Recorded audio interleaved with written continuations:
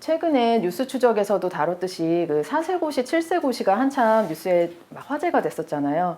근데 이제 저는 사교육을 하는 원장 입장이기도 한데 또 학생들을 저희 아이를 직접 키우고 있는 이제 엄마 입장이기도 하고 그리고 또 지금 중등반 또 운영하면서 또 이제 선생님들 실제로 뭐 의대 가고 실제로 뭐 최종적으로 우리가 생각하는 그런 성공 사례들을 많이 보면서 아, 그러면 이게 과연 이게 바람직한 방향이냐. 근데 사실은 그렇다고 해서 아, 4세고시, 7세고시를 하지 말라고 할 수는 없어요. 그러니까 지금 환경상으로 이게 제일 좋은 학원을 고르기 위해서는 어쩔 수 없이 경쟁이 과열될 수밖에 없는데 그런데 어느 정도까지가 적당선인가에 대해서는 엄마가 항상 그 기준점을 잡으실 필요는 있다. 그래서 그거를 오늘 꼭 말씀드리고 싶어가지고 4세고시, 7세고시 득일까 독일까 이 내용으로 한번 다뤄보려고 합니다. 예, 저는 뭐 이렇고요. 예, 그리고 지금은 유치부 초등, 중등반 뭐 해서 뭐 1200명에서 뭐 좀 넘어가는 것 같은데 최근에 이제 중등반도 만든 지는 한두 달 정도 됐어요. 그러니까 저희 아이가 실제로 중등 입학을 하면서 이제 중등방을 만들게 됐어요. 그러면서 이제 중등방에서는 제가 뭐 전면으로 나서기보다는 저도 이제 입시 컨설턴트 선생님 모시고서는 그리고 실제로 입시에 성공한 그 이제 멘토 선생님들을 해가지고 Q&A를 담으면서 어머니들 궁금한 거를 이제 뭐 한 달에 한두 번, 최소 한두 번에서 뭐 두세 번 이렇게 소화를 하는 그런 방입니다. 궁금하신 게 우리 아이는 영재인가 이 부분이 있는데 우리 아이는 영재인가? 영재성의 정의는 창의성, 과제 집착력, 그리고 평균 이상의 지능 이 세 가지가 갖춰져야 되는데 우리 아이는 영재인가 이게 궁금하잖아요. 그래서 어머니들이 웩슬러 검사도 많이 하시고 뭐 게이트 입시를 할 때 GT 검사를 이미 이제 패스를 하면 그게 어느 정도는 그래도 영재다. 그러니까 기준적으로 그러기도 하고 그리고 아이가 이제 일찍 이렇게 공부나 학습을 시켰을 때 그래도 이제 좀 받아들이거나 하면은 그 넓은 범주의 영재라고는 이제 정의할 수 있는데 근데 과연 그 입시에 성공하는 유형은 선천적인 영재인가 후천적인 영재인가 이것에 대해서는 저는 이제 실제로 본 사례들을 보면은 후천적으로 길러지는 영재들 그러니까 오히려 흔히 말하는 웩슬러 수치로 말씀드리자면 뭐 1% 안에 그 소수점대의 영재들은 그 영재 특유의 그 예민도와 그 좀 그런 기질적인 그런 성향들 때문에 한국 입시에서는 사실은 1%에서 한 4%, 1%에서 5% 정도 그 정도의 영재 그리고 이렇게 받아들였을 때 귀가 좀 열려 있다고 하잖아요. 그러니까 아이들이 남의 말을 잘 듣고 어떤 그 지식을 습득하는 데 있어서 자기 주장이 강한 것보다는 그렇게 이제 학습적인 정서가 잘 발달된 애들이 오히려 좀 효과가 좋았다. 그러면 가장 핵심적인 역량은 뭘까? 학습 정서라고 할 수 있는데요. 학습 정서는 어떤 게 있냐면 과제 집착력이랑 회복 탄력성이 있어요. 그래서 과제 집착력이나 회복 탄력성 같은 거는 엄마가 후천적으로 만들어줄 수 있는 그 영재성이에요. 그래서 과제 집착력을 길러주기 위해서는 답을 쉽게 먹여주면 안 되겠죠. 그래서 그러니까 과외 같은 경우에 과외 선생님은 아무래도 1대1로 이렇게 계시면은 아이가 의지를 하게 되고 이제 엄마들 같은 경우에 그 외동 친구들은 시험 현장에 갔을 때 그 결과가 집에서보다 좀 안 나오는 경우가 있어요.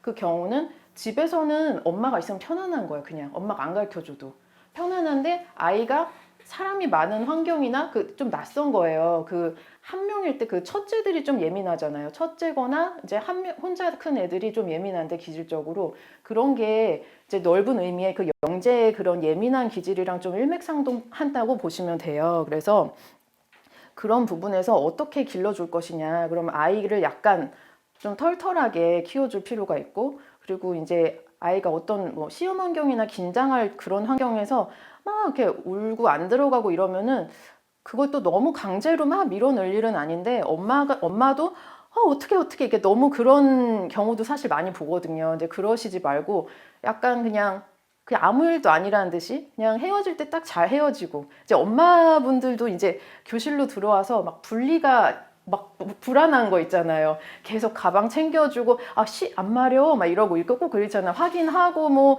애는 괜찮은데 막 엄마가 막 너무 막 불안해하면 애도 벌써 이거 좀 이상한 곳인가? 약간 또 시험인가? 애들이 벌써 이제 너무 어린 나이에 우리는 좀 과다하게 시험에 많이 노출돼 있기 때문에 근데 그거를 이제 상위를 목표로 하면은 안 볼 수가 없잖아요. 그러면은 그거에 대해서 그냥 어쩔 수 없이 그냥 좀 털털하게 시험 하나하나에 너무 이제 불안한 그걸 없애기 위해서는 엄마가 좀 그냥 이거 뭐 하는 거야. 그리고 결과에 대해서도 너무 이렇게 엄마가 벌써 표정이 안 좋으면 아이가 빨리 느끼거든요. 혼내지 않더라도 딱 이게 예민하게 받아들이면은 딱 그렇기 때문에 그냥 엄마 자체가 아이에 대해서 이미 메타인지를 갖고 계셔야 돼요. 그래서 우리 아이가 이 정도 되는 것 같고 시험 볼 때 이게 왜 결과가 좀 안 나오지? 이게 어떤 부분이 약하고 뭐가 그렇지? 이거를 엄마가 아시면은 시험도 준비가 안 됐을 때 너무 어려운 곳에 데리고 가시는 분들 있잖아요. 그냥 시험만 열리면 쇼핑하듯이 쫙 도는데 그 너무 스트레스예요, 애한테. 그래도 약간 붙을 만한 자기 능력에서 약간 간당간당한 곳을 보야지 남들이 다 좋다고 그러니까 첫 번째 1순위부터 2순위 다 보고 다니면 안 되는 거죠. 아이 그 수준이 만일에 빅5면은 막 4나 5 이 정도를 봐야지 뭐 1부터 남들 좋은 거 그냥 운으로 또 붙을 수도 있어. 뒷걸음질로. 아니 그건 아니에요. 왜냐면은 10월, 11월 그때 칠세고시 돌아올 때 제일 애들이 몰리기 때문에 너무 사람도 많고 경쟁이 과다하기 때문에 오히려 좀 기다렸다가 2월이 되면 아이가 오히려 커지거든요. 그때 되면은 더 좋은 학원 들어갈 수 있는데 준비가 안 됐는데 10월, 11월 그때 다 몰릴 때 같이 넣으면은 근데 요새 어머니들의 그 마음은 조금 몇 달을 못 기다리시거든요, 사실. 불안함이 너무 커서 옆에도 시험 본대 그러면은 막 정보가 많아서 그런 것 같아요.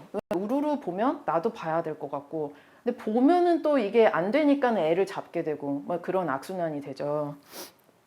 그래서 호천적으로 기르는 부분은 어떻게 해야 되냐면 양육 환경에 일관성이 있어야 되고요.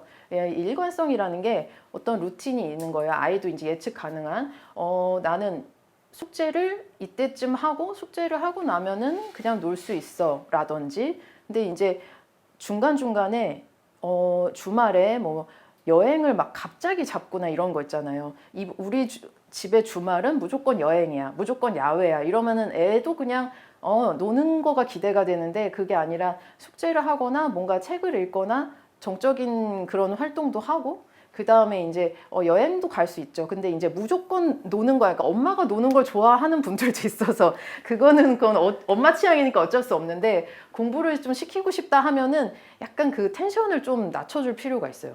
텐션이 너무 올라갔잖아요. 그러니까 학원에서 원장들 다 하는 얘기가 애들 여행만 갔다 오면 막 죽겠다. 여행을 일주일을 갔다 오면 일주일 이상이 뭔가 회복하는데 시간이 걸리는 거예요. 뭔가 거기다 놓고 왔어. 애들이 머리를 배운 걸 다 놓고 와. 그러면서 다시 딱 좀 멍 때리고 약간 눈이 촉촉해지고 막 이렇게 거기 막 바다 생각하는 것 같아요. 그래서 그런 걸 좀 감안하시면 여행도 좋지만 뭐 한 달에 뭐 너무 자주 말고 그게 메인이 되면은 안 되고 좀 그 흐름이 있어야 된다는 거죠. 이게 뭐 엄마 생각에도 얘가 좀 이렇게 했으면 좋겠어. 근데 그러면 시험을 칠 때 시험을 그냥 날짜를 잡고서는 선생님 이거 시험 잡았어요. 막 불안해. 엄마도 불안하고 벌써 시험 잡았는데 빨리 어떻게 좀 만들어주세요. 그러니까 영어도 그러고 수학도 요새 막 그러시는 거예요. 그래서 한 거의 2달도 잘 안 주셔요. 막 시험 날짜 이번 달에 날짜 떠서 잡았으니까 어떡하죠? 빨리 만들어야 돼.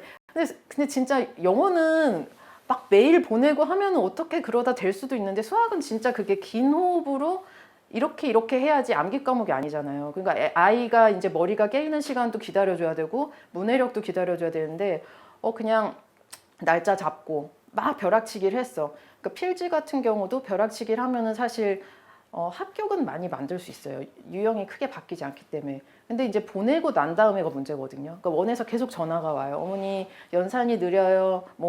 한글 문해력이 좀 안 돼요. 자꾸 이제 연락이 오는데, 그러니까 애가 적응을 못 한다 그 얘기죠. 계속 치이고 그럼 엄마가 이제 계속 그것 때문에 어떡하죠. 근데 시험 보기 전에 이미 어느 정도 역량을 만들고 시험을 봐야 되는 게 그게 맞긴 맞아요. 수학은 특히나 그래야지 얘가 결국은 수학을 잘하는 애로 가려면 그렇게 돼야지 그냥 필드를 붙었어 뭐 어디를 붙었어 그게 끝이 아니잖아요. 우린 결국엔 어떤 대학을 가기 위한 골이 장기골로 생각하셔야 되잖아요. 그래서 그냥 단순히 다 5세 12월 뭐 소마가 열려 그러면은 소마 시험 그때 다 같이 봐서 오래 붙어야 돼. 근데 좀 아직 어린 애들 있잖아요. 늦생일도 있고 아직 한글이 속도가 달라요 애들마다. 그러면 아직 안 뗐어. 그런데 다들 보는데 나는 게이트고 게이트 엄마들 다 보는데 나만 안 보면 너무 좀 그런데 또 그런 것도 있잖아요. 그 게이트에 들어가서 기쁘지만 또 게이트에 그 피어 프레셔가 있기 때문에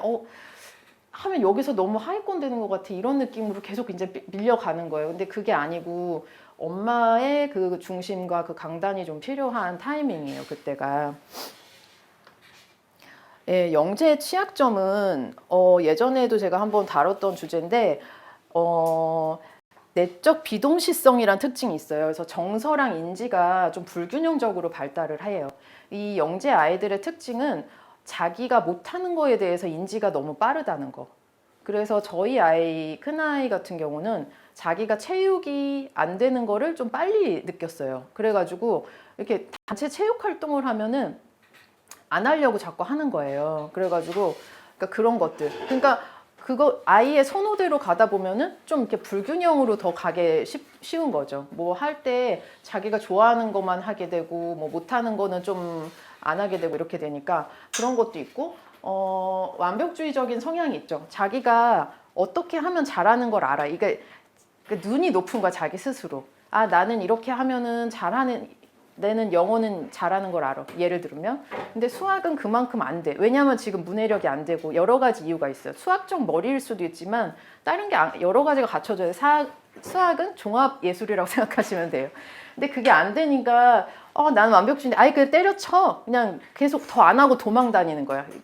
그러니까는 영재나 그런 어렸을 때에 지금 선행을 되게 많이 달리고 있는 친구들 같은 경우는 엄마가 어떻게 보면 키우기가 더 힘든 케이스로 지금 가고 있어요. 그 로드맵으로 가고 계신 거예요. 그리고 실패에 대한 두려움이 크고 또래와 대인관계 기술이 부족하고 이거는 영재의 그런 특징인데 우리 아이들도 그래도 어느 정도 큰 범주의 영재라고 본다면은 이런 공통 성향을 가질 수 있거든요. 그리고 이게 일찍 뭐 공부를 하고 이제 나이에 비해서는 요새 학습이 너무 빨리 들어갔으니까 이런 것들이 어떤 이제 부작용처럼 이제 등장하는 그런 성질들이에요.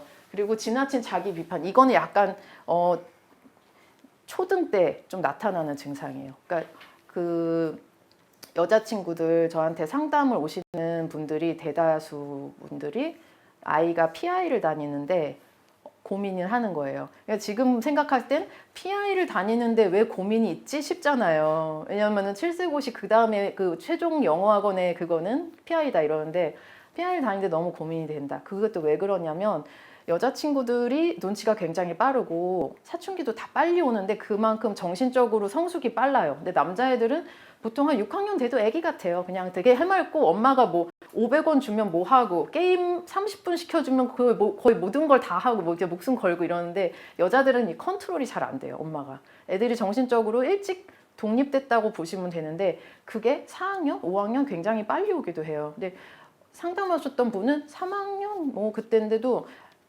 PI를 다니고 있는데 그러니까 영어로 너무 잘 하는 거야. 자기가 너무 표현하고 싶은 게 다 되는데 수학은 정답률이 그게 아니잖아요. 근데 그래서 너무 하기 싫어서 막 이렇게 되니까 근데 그렇다고 해서 걔네들이 수학 공부를 싫어하냐 그게 아니야. 또 학원은 어떤 브랜드 있는 곳을 가고 싶어. 영어가 사람들이 PI 우와 이거를 자기가 경험했던 아이기 때문에 근데 그게 밸런스가 좀 안 맞으면은 그게 좀 문제가 돼요 오히려.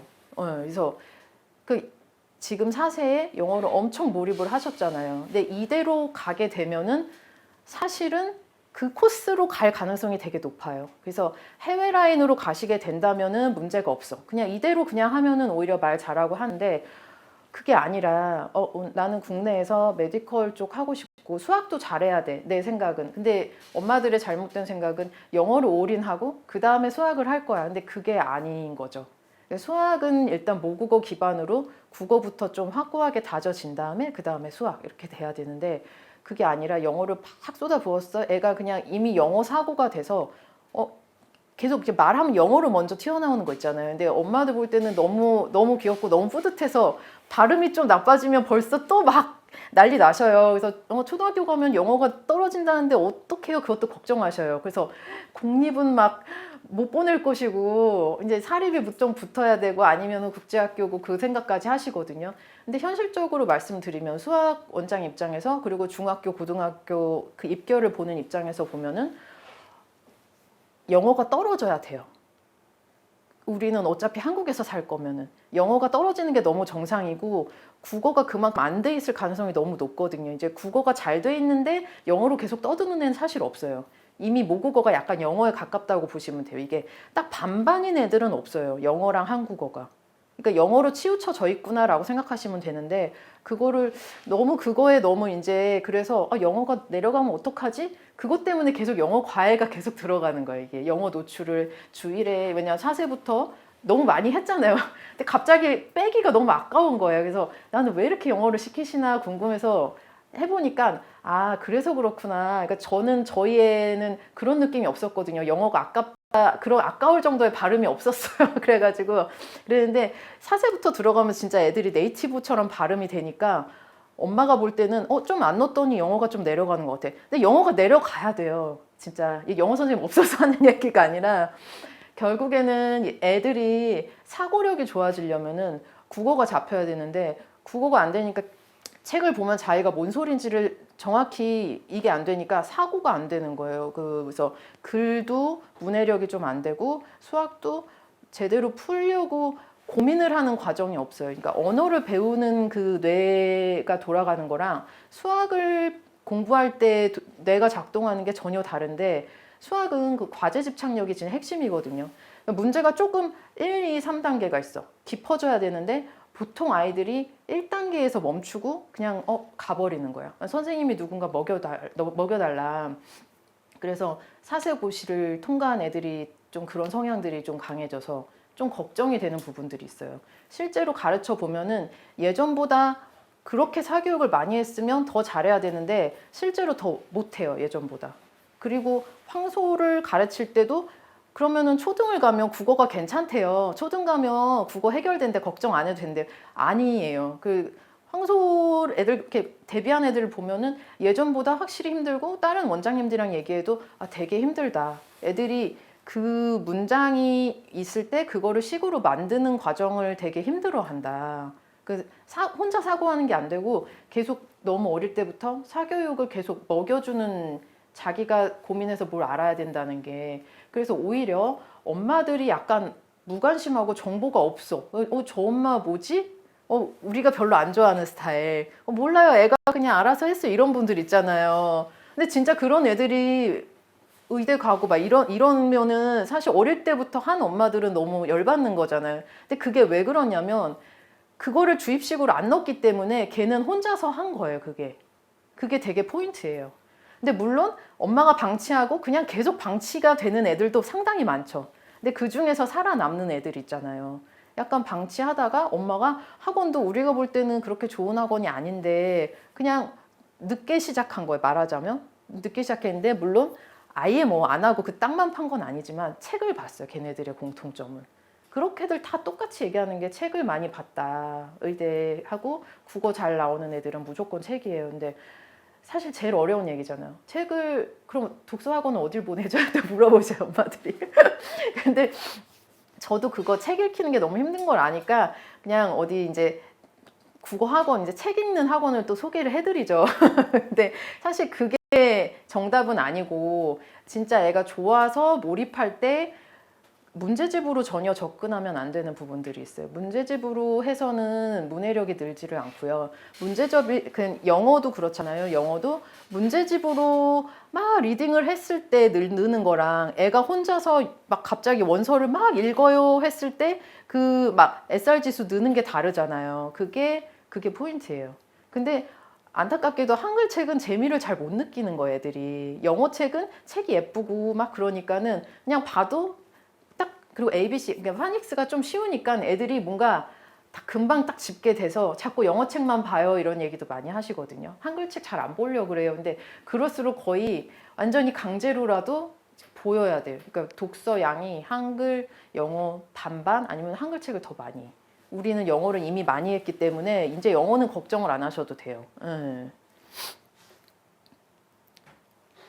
그래서 고등학교 유형이 어떤 게 있을까도 궁금하실 것 같아서 그러면 이거는 왜 중간에 넣냐면은 어머니들이 그냥 지금은 목표가 다 똑같이 뭐 사세고시 이제 막 끝나셨고 7세고시를 향해서 가는데 중간중간에 수학학원들이 이제 테스트가 있으면 일단 거기를 붙어야겠다라는 단기 목표는 있는데 그럼 장기적으로 우리 아이는 그럼 어디로 가야 되냐 그거에 대한 로드맵이 없으면은 초등 고학년 때부터 되게 고민이 많이 되거든요. 근데 미리미리 정해 놓으시면 좋아요. 근데 사실 아이는 수시로 바뀌거든. 가능성이 계속 바뀌기 때문에 나중에 바뀔 수도 물론 있는데 엄마가 대충 라인을 아시면은 흔들리지 않죠. 그래서 가령 영재학교 같은 경우는 어떤 거냐면 영재학교의 장점을 설명을 드리자면 그 이제 교육부 산하가 아니기 때문에 그 학제가 자유로워요. 얘네는. 그래서 학교가 그 상대평가에서 좀 자유로운 학교다 생각하시면 돼요. 그리고 입결이 그러니까 막 과고 같은 경우는 들어가도 상대평가기 때문에 내신이 좀 헬이거든요. 그게 단점인데 대신에 조기 졸업이 있어서 뭐 의대를 진학하고 싶다 그러면 오히려 과고 쪽이 더 가능성이 있고 요새는 영재고를 그 의대 진학하면은 생기부가 1, 2 이렇게 나눠져서 의대 진학한다 그러면 그 걔네의 그 장점인 그 두꺼운 생기부를 다 날려버리고 못 쓰게 하는 강제로 그래서 의대 입결이 진짜 예전보다 확 줄었어요. 그래서 영재고 가는 과정도 좀 고생스럽긴 한데 아, 의대를 가고 싶다 하면은 영재고 쪽보다는 뭐 자사고나 일반고 지역 인재 생각하는 일반고로 생각하시면 되고요.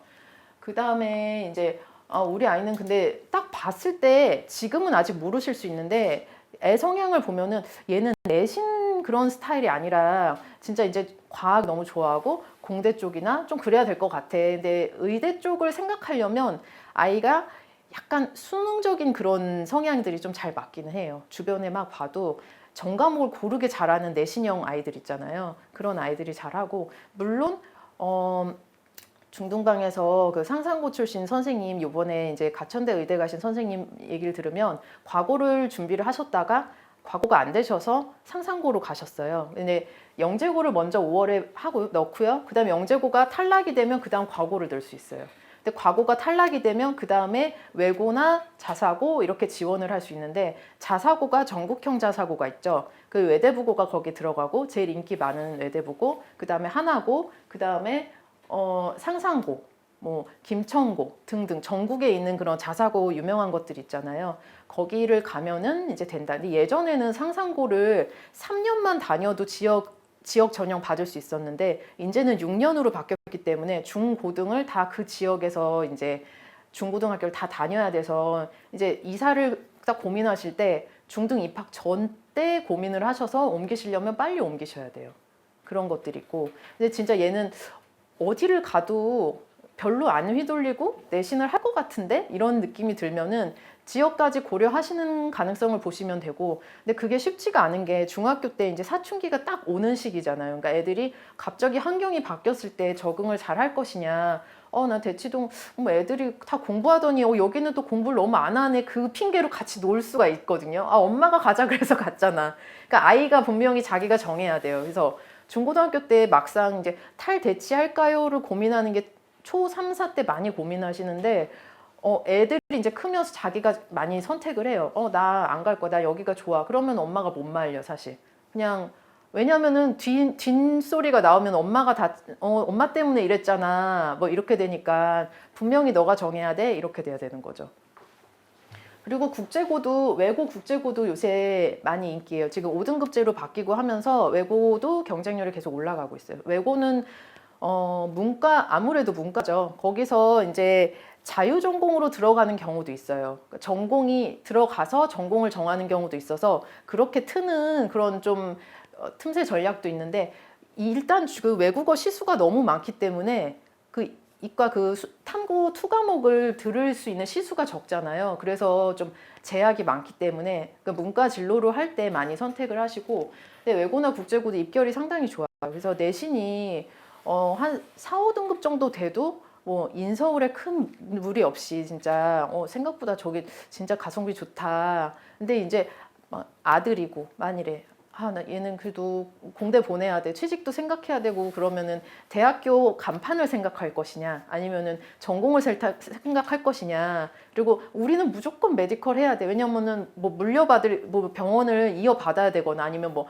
부모님이 무조건 뭐 이런 여러 가지 그 가정 그런 이슈가 있잖아요. 그래서 그런 때 좀 보시고 판단해야 되는데, 근데 가족들이 가야 된다고 해서 사실 갈 수 있는 건 아니잖아요. 그래서 아이를 보시고 어머니가 좀 판단을 하셔야 돼요. 그래서 길은 사실 의대를 가려면 제일 좋은 거는 이제 비경기권, 이렇게 서울이랑 경기를 벗어나서 친구 중에 진짜 충청도로 전학 간 친구도 있어요. 그래서 엄마가 딱 그렇게 노리고서는 가셨는데 그 친구 같은 경우는 잘할 것 같아요. 내신을 학교에서도 잘하는 타입이었고 약간 친구 그 범위가 넓은 아이들 있잖아요.